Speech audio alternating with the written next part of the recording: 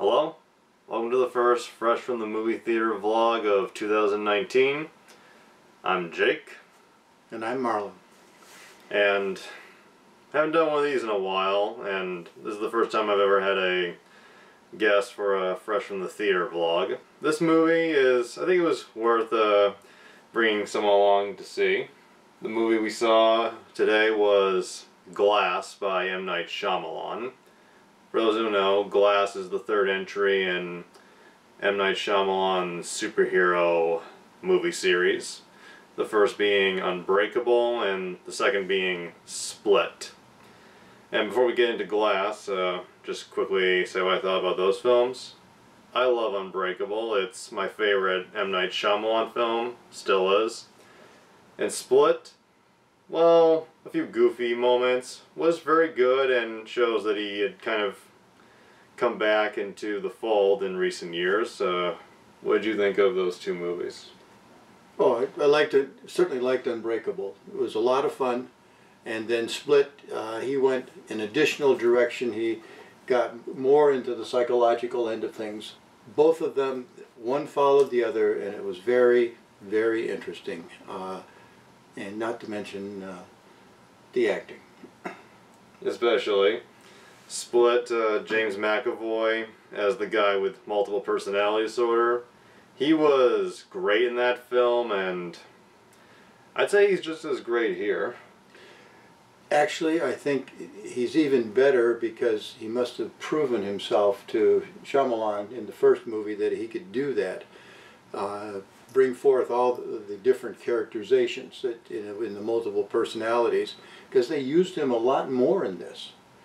In that regard, and he switched in and out of other personalities more. Yeah, and they have a way of triggering his split personalities to go in and out more in this film. And this film sees the return, obviously, of Samuel L. Jackson as Elijah Price, aka Mr. Glass.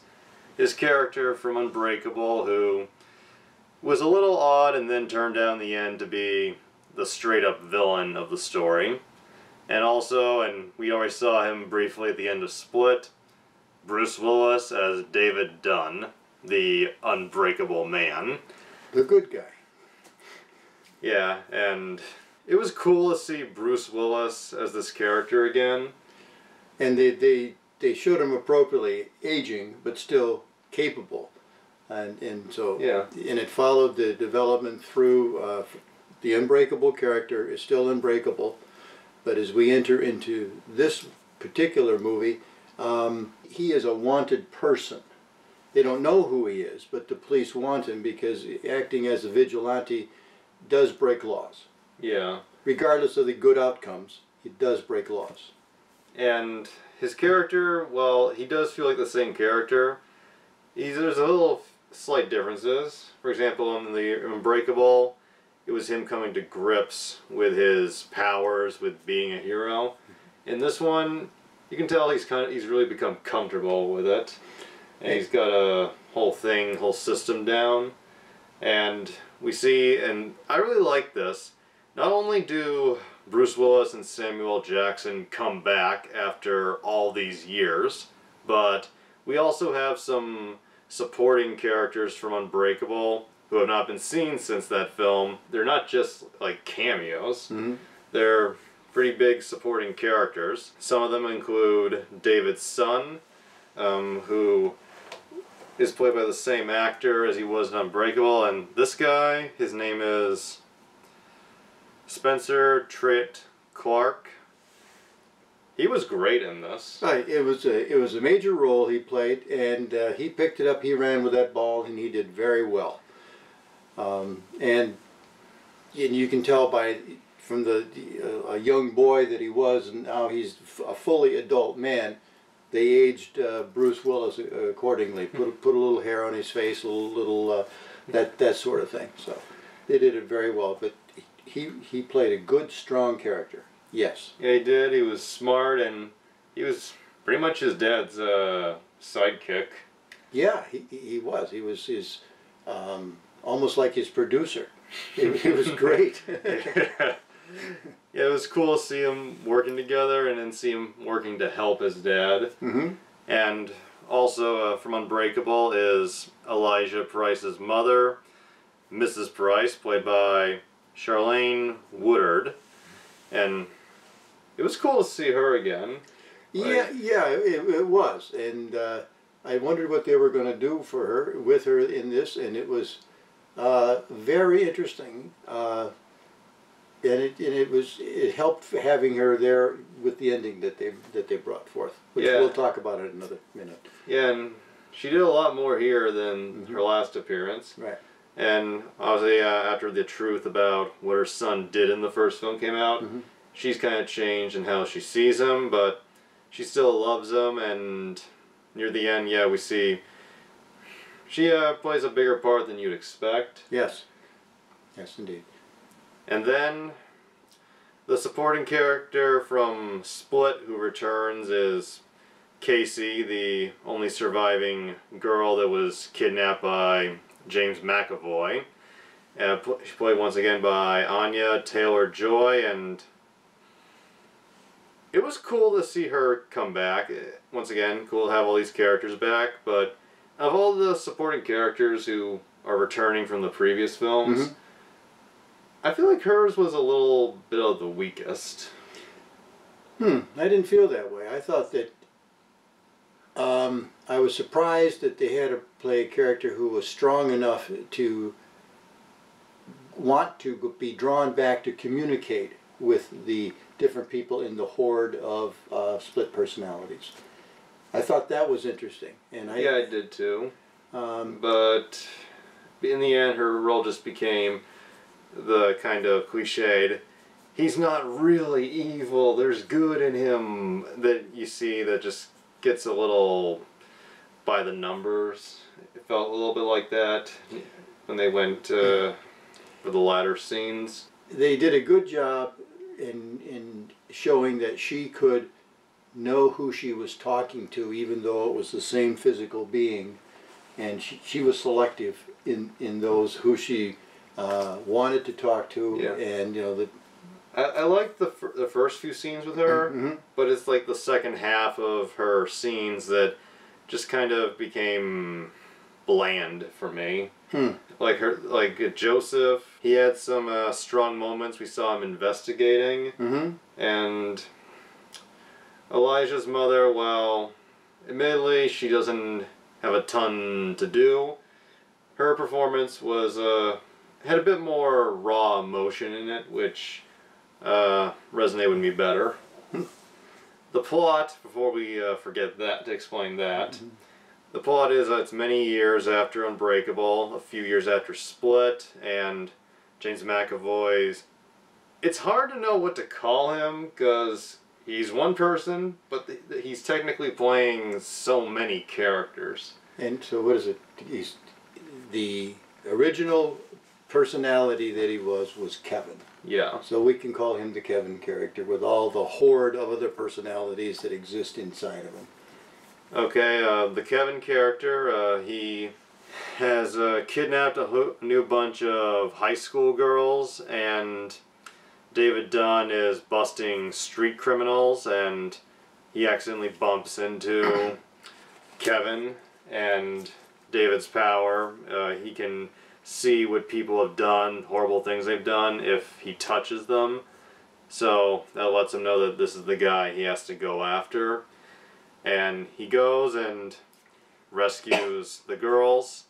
They have a pretty impressive fight. And then all of a sudden we see the police show up in something of a, I don't know, ambush, takedown. And then most of the film is set in a mental hospital where they have a machine set up that flashes bright lights, and not exactly sure how, but apparently the flashing causes Kevin, all of his personalities, like a bright flash of light causes one personality to go out in order to come in. It's a way to switch them out. Yeah, so there's aggressive behavior shown, the lights flash, and that personality is kind of like knocked out of front and center in the Kevin character. And so the bad guy, the bad personalities are kept under control, and the other personalities just seem to come and go as they will, without the need of flashing. And David, I guess, just goes along because doesn't want to cause too much of a scene. I think they had him, and he couldn't. And I don't think he was voluntarily in the hospital. I think the cops got him because... Well, he didn't put up a fight as far as we saw. Yeah, he did not fight the police. He just kind of goes along, and I guess it's just because he doesn't want to cause any unnecessary violence. But he just goes along, and this was a little weird. David and Kevin, their rooms are right across from each other. And even though they have those, like David, his weakness is if he swallows water too fast. So his room is rigged with a very intense hose system, I think. High pressure nozzles that just... Yeah. And despite those two sort of security measures, their rooms are right across from each other. And when the doors are open, there's a clear straight line between them. Mm-hmm. And this may be just a nitpick, but I'm like, does no one see a potential issue happening there? Well, it makes for good cinema. So, yes, they were both upset that the other was there. As for Samuel Jackson, he doesn't appear until about 30 or a little over 30 minutes into this movie. Well into it, yes. But when he does, it was nice to see him, but even then, he appears to be, what's the word? Sedated. Well, yeah, but... into himself. Catatonic. Yeah. His eyes are open, but, there's not much going on other than, you blink because moisture in your eyes and you breathe, and that's about it. He appears to be sedated, and people talk to him, and then we see this doctor played by Sarah Paulson. Her name is Dr. Ellie Staple. She talks with each of them, and throughout most of the film, she is trying to convince them that they all are under the delusion that they have powers, that they're not really as fantastical as they might think they are. And throughout the film, this was really gripping to watch. I'm wondering, when are they going to do something that would make her believe? And also seeing them, like particularly David and Kevin, you see them actually begin to doubt their own abilities, which, while frustrating to watch, was very gripping and very interesting. And then there's the scene where the three of them are together, and that's the scene that kept being shown in the movie's trailers. And it was a very well done scene. And then, I guess, the midway twist, where we see that Elijah isn't all as lost as we thought he was. Yes, he's not quite as catatonic. He's a good actor. Mm-hmm. And to see him finally talk again in his Mr. Glass voice and tone just felt so epic. He's back. Even though he's a villain, even though he's killed hundreds of people, in a weird way, he was the character I was kind of rooting for the most in this film. Just because he was the smartest, and even though he does bad things, he's kind of right most of the time. Oh, he's right, but he is evil. As simple as that. And as we find out, even as the end points are revealed, as we find out how evil he is, yeah. He goes to Kevin and talks to him about his most dangerous personality, known as the Beast, who we saw in Split. Mm-hmm. has super strength and is very animal-like. And Elijah wants to prove to the world that, yeah, superheroes, supervillains, they exist. And his escape, his manipulation of the people around him, just how he outsmarts the people at the hospital that was just very cool to watch. And I love seeing that, and the eventual escape, all three of them, from the with the guard, them coming out. It was just great to watch him pushing David via microphone, because David actually has started to doubt himself. Just to see him push him there, saying, like, even though he's his enemy, Elijah believes they all have a purpose, and it was just... Elijah appears to be setting up a conflict, a fight between Kevin's bad character, the Beast, and the good guy, David's character.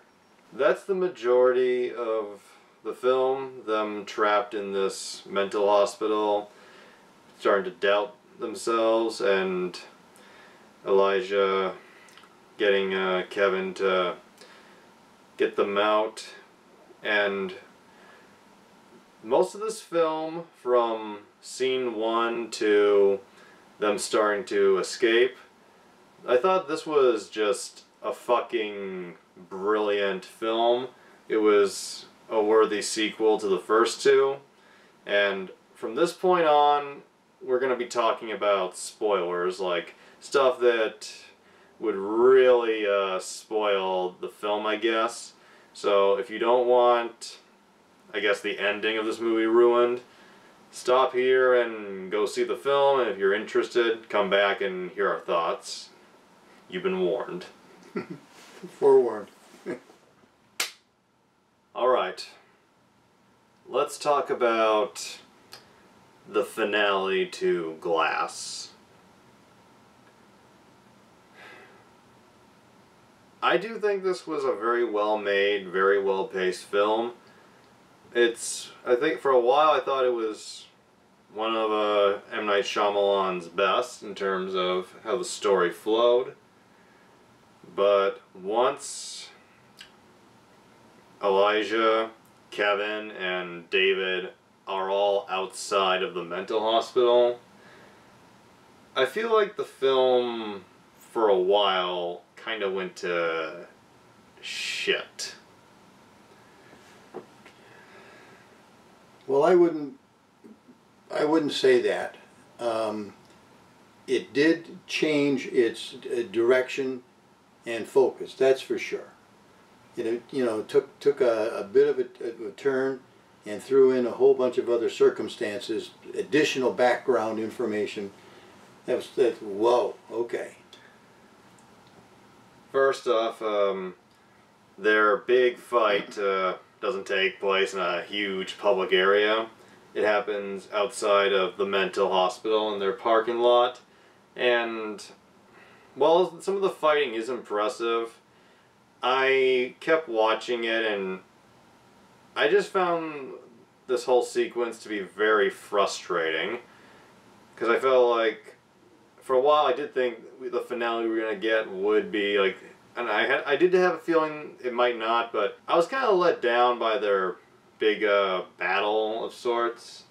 And also what follows afterwards, and the additional twist where Joseph comes in, like all the supporting characters come in, and Joseph reveals that through his investigating, he's found out that Kevin's father was on the same train that David was on, that he survived when the whole thing crashed, that was set up by Elijah many years ago. So, yeah, Elijah is kind of responsible for the way Kevin has turned out. And while that may be stories like that have appeared in many superhero stories and movies, I didn't think that was necessary.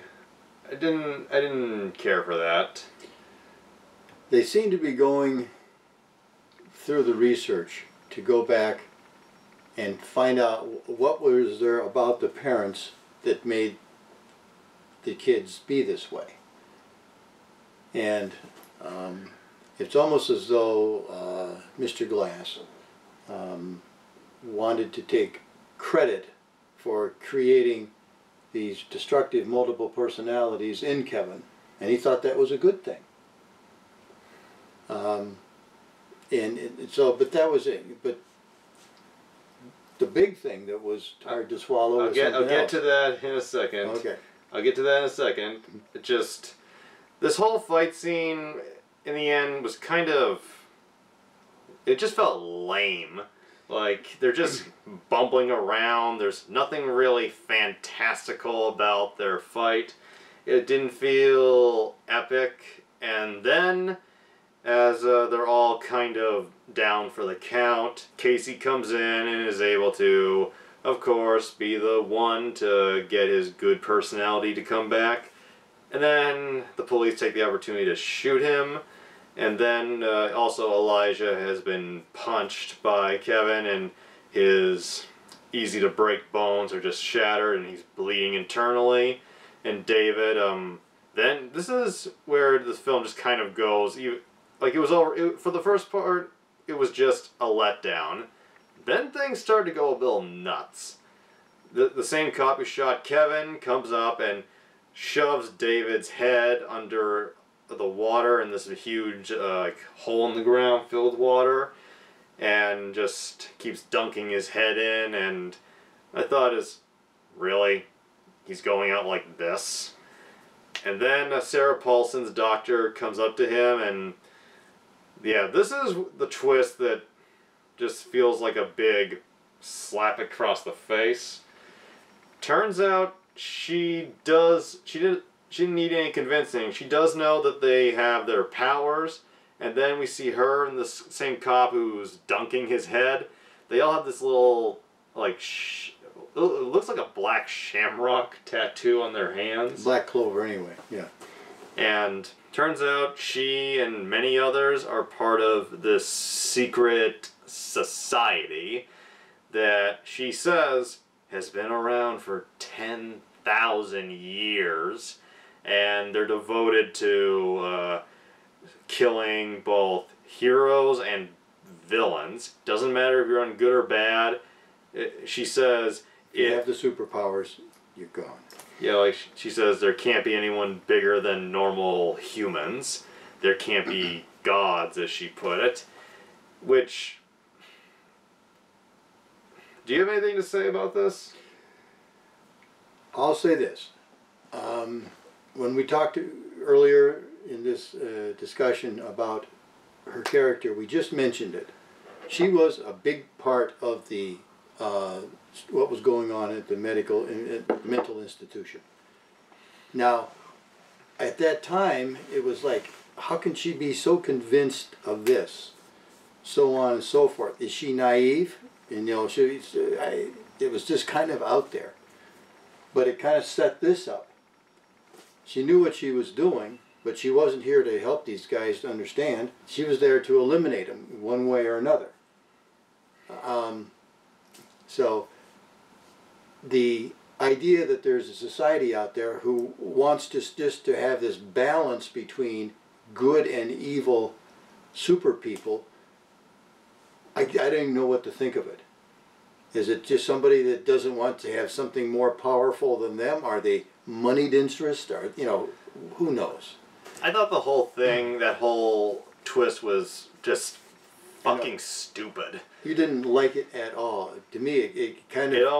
It almost made me hate the film, just for how stupid it was, and also that for a moment I'm like, really? This is how you're going to end the film? This is how you're killing these characters? And after that, we see Dr. Staple getting ready to go to another city to do the same thing with more fantastic people.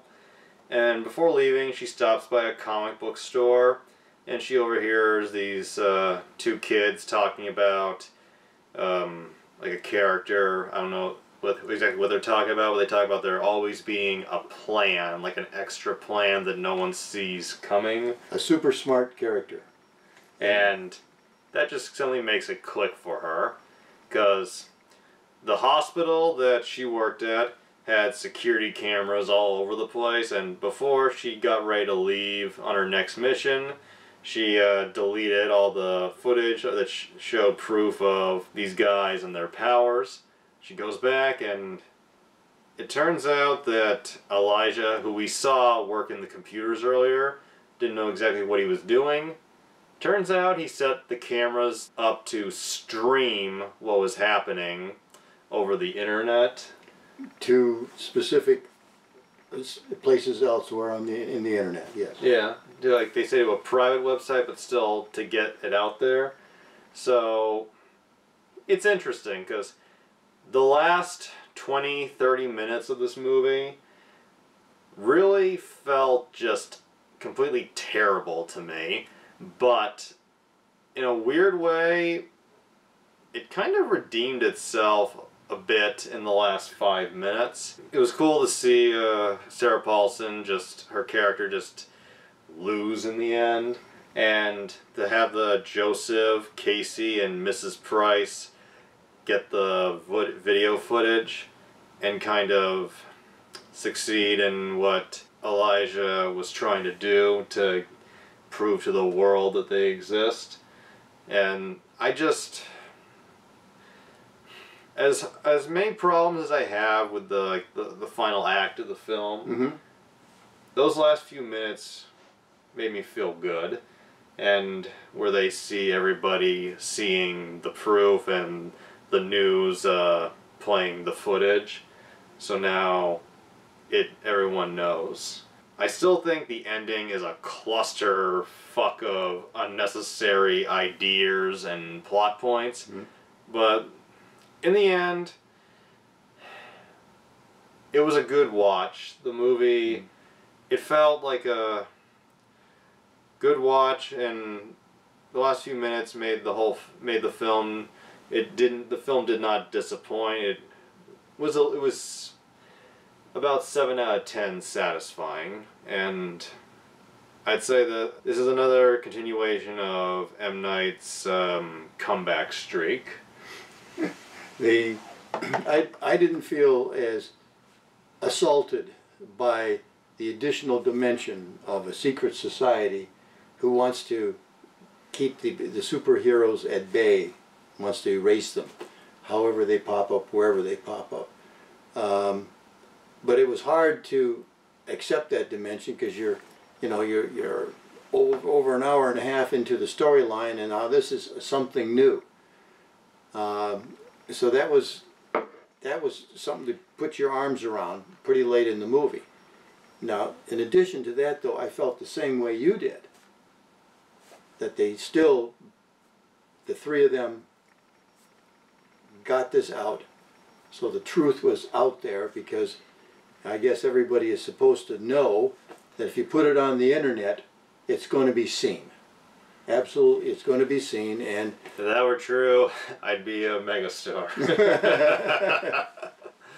But yeah, I liked how, because I've seen so many movies where something like magical or something that should not exist happens, and no one ever finds out about it. It remains unknown. Right. And I hate it when movies do that. But so it was really cool to see a film do it where the truth gets out. It was like, it kind of reminded me a little, not as quite a big awesome scale, but it reminded me of the ending to John Carpenter's They Live, where everybody finds out there are aliens among us. It also crossed my mind that by having that kind of ending, it's very much an open road to do anything more with this.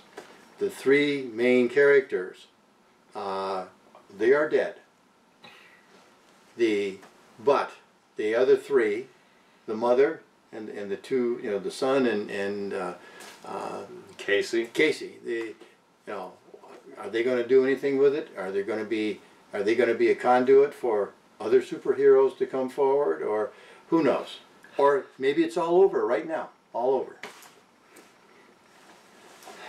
Part of me kind of hopes they don't, because like M. Night Shyamalan, he did pretty well with the first two, but in this film, you can kind of see him starting to crack a little. And I'm not sure how much further he could take this, especially now that the characters we cared the most about are gone. Unless he brings in a resurrection storyline, I don't know if we need any more, and this film was kind of built up as the conclusion to this trilogy. And it could very well be the conclusion with not a final statement about how this affects the world. Let your own imagination take you where it wants to. He didn't ruin this franchise, this 3-film franchise. Not at all.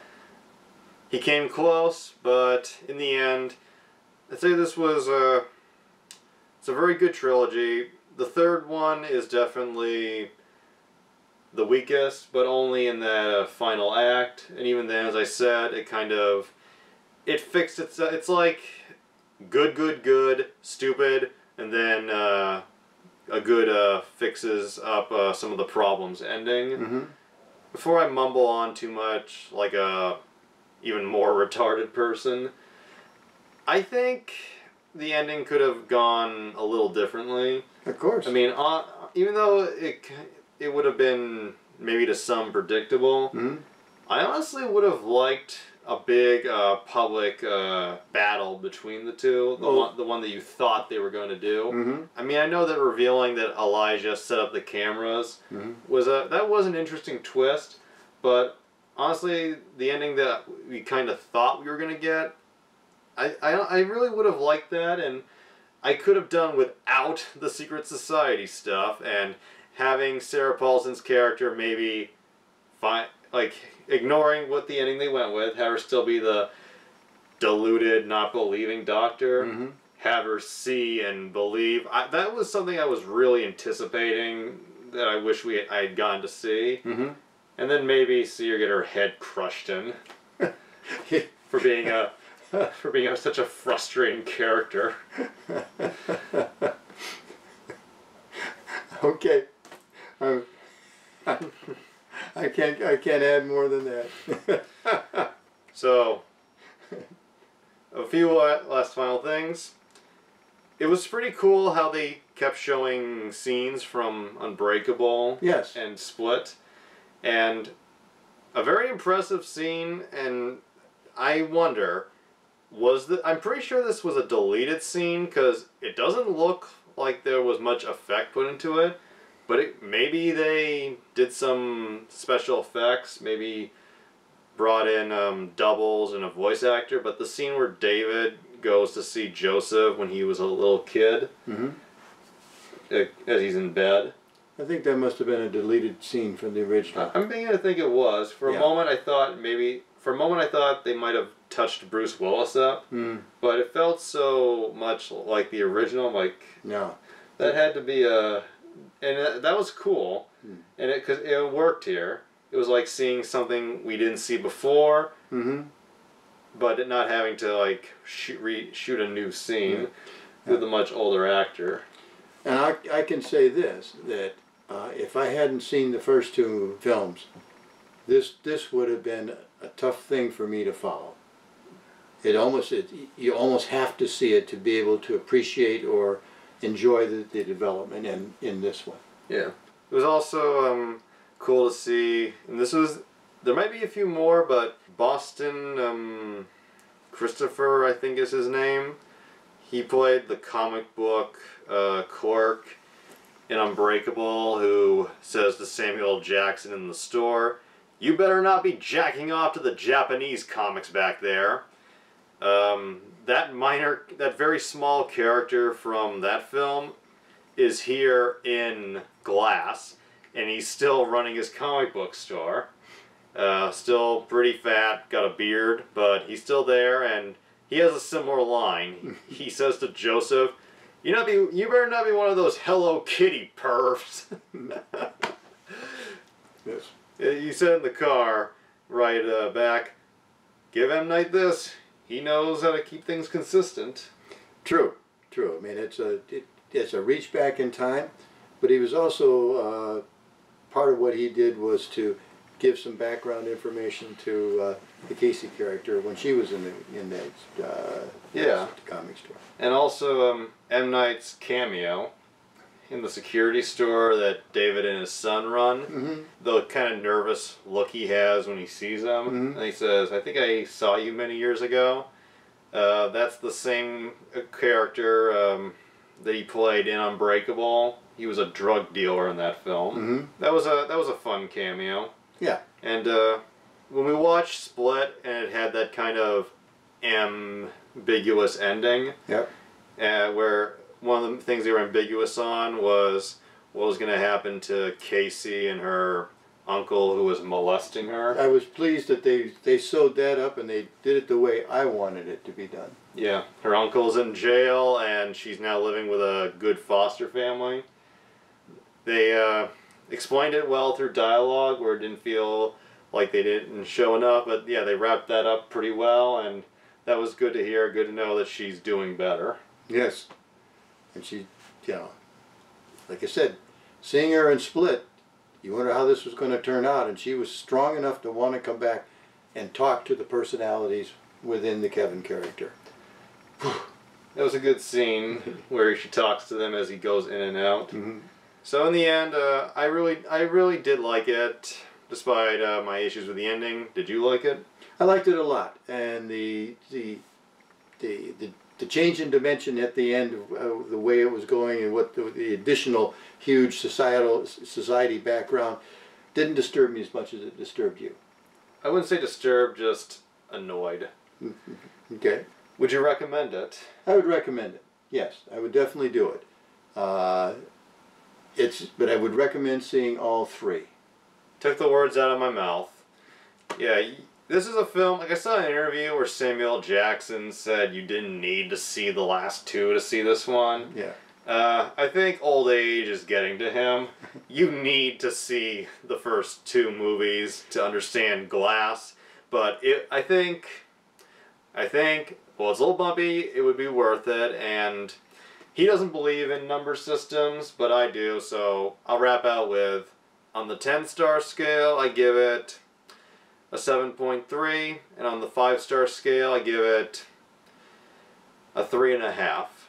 And that may seem a little low, but once again, that ending, while it gets better at the end, just, I can't get over it.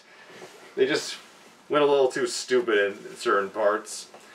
But anyway, this was our first Fresh from the Theater vlog of the year, and thank you for watching Glass with me, Guy. It was great. It was great. Like the movie. I like talking to your audience here. Well, thank you. You're 1/3 of them. Well, hopefully we do more this year next to all the other review shows I do, and see you later. Later.